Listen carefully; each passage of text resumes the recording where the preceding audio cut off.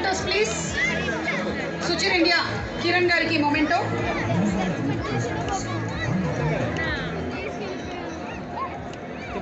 One of the finest projects in Central. Ara Water Mahesh garu to please come on stage.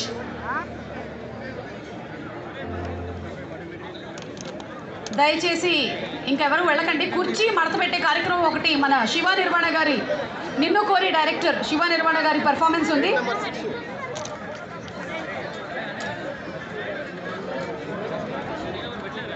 Rishi infra నుంచి మాధవీలత గారు,